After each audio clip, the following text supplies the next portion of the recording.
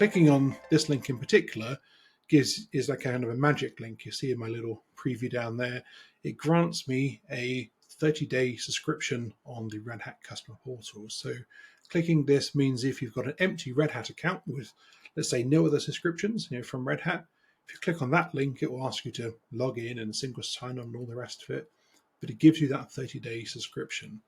And what that means is that then from there, you can access the Red Hat customer portal. You can access our knowledge base. You can access our support teams directly if that's how you want to engage with support. There's also the option to look at the evaluations and updates and other bits and pieces in there as well. But that's how customers who are maybe just using Azure for their Red Hat subscriptions, that's how you can get a Red Hat account or an entitled Red Hat account to view everything on our customer portal, right? So not well known, I think, by a lot of folks, but that's how it gives you access. Obviously, if you've already got Red Hat subscriptions direct, then you already have access to the customer portal anyway. But that magic link there, again, that gives you a 30-day subscription. And I think if you just keep on, like if you get the end of your 30 days, you click it again, it just reactivates, right? So as long as that VM is running, you've got access to the Red Hat customer portal.